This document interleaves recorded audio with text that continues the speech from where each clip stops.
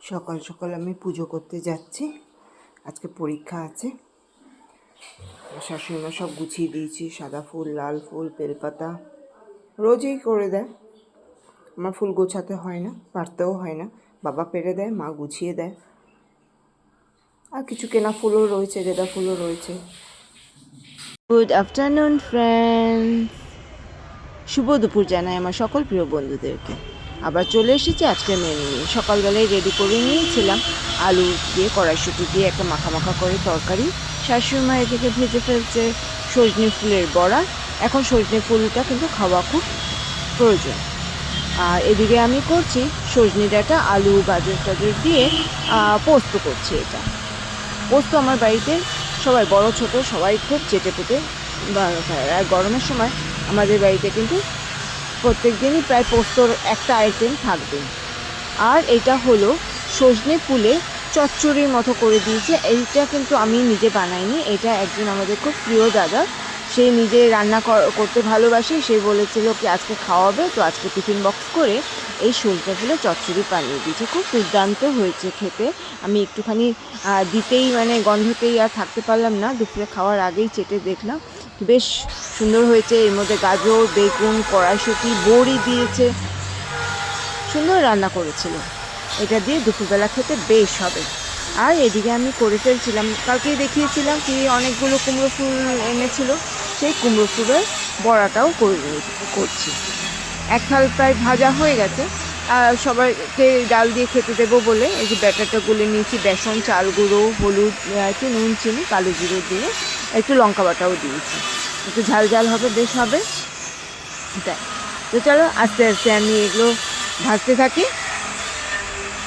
দেখো কতগুলো ফুল এনেছে, এতগুলো ফুল আনে, এগুলো তো এখন না খেলে তো শুকিয়েই যাবে। কালকে তো আমি কিছুটা বানিয়েছিলাম, আর কিছুটা আমি কি করেছি কন্টেনার করে একদম টাইট করে বন্ধ করে রেখে দিয়েছিলাম। তো দেখলাম ঠিকই আছে, তো তাই আজকে স্কুল থেকে ফিরেই এগুলো ভাজতে বসিয়ে দিলাম। ডাল রয়েছে, ডাল দিয়ে এটা খাওয়া যাবে বেশ।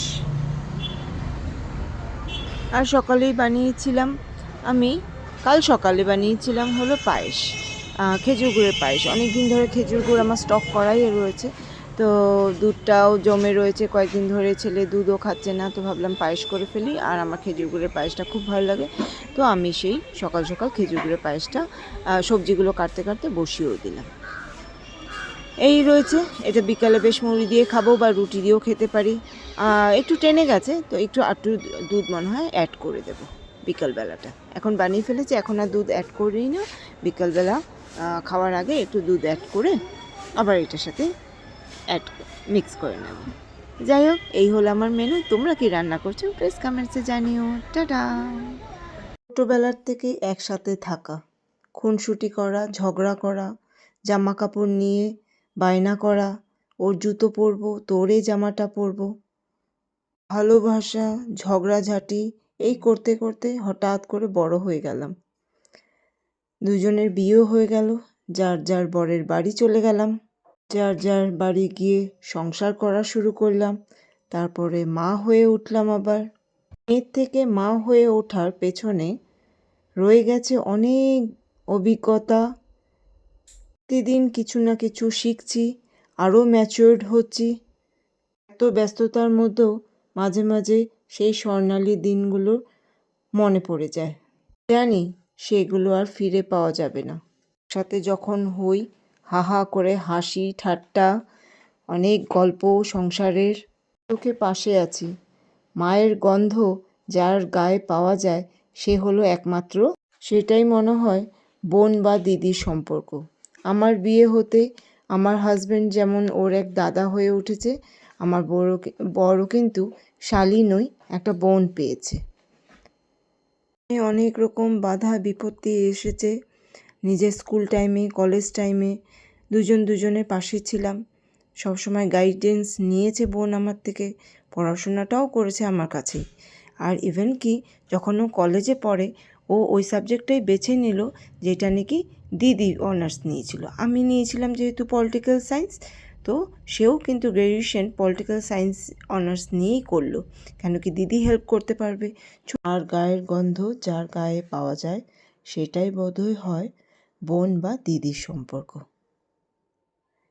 এরকমই মধুর রিলেশন থাকুক আমাদের চিরস্থায়ী। আমার হাতে এটা কি আছে দেখে বুঝতে পারছো কি আছে? অনেকে হয়তো গেস করেওছো, দেখি কারা কারা গেস করতে পেরেছো, দেখি তোমাদের গ্যাসের সাথে মেলে নাকি। দেখো, মাছ। আমার হাজব্যান্ডের একজন ফ্রেন্ড পুকুর থেকে মাছ ধরে দিয়ে যাবে বলেছিল, এই সন্ধেবেলা দিয়ে গেছে। আমি এখন এটার কি করব? আমি আধ ঘন্টা ধরে এইভাবে হাতে নিয়ে বসে আছি। এই বড় ঝুলিটা দেখতে পাচ্ছ, ঝুলিটা মাছ তো আছে, বাটা মাছ আছে, চারাপোনা আছে, আর কি মাছ আমি নামও জানি না এদের, আমি জানি না। এটাকে এখন কোথায় রাখবো, কি করে রাখবো, আমি কোথাও রাখতেও পাচ্ছি না। এই হলো আমার অবস্থা। আমি ওয়েট করছি, আমার শাশুড়ি মা কীর্তনে গেছে, শাশুড়ি মা আসলেই শাশুড়ি মাকে বলবো এটা প্যাকেট করে যেখানে ঢোকানো ঢুকিয়ে দাও।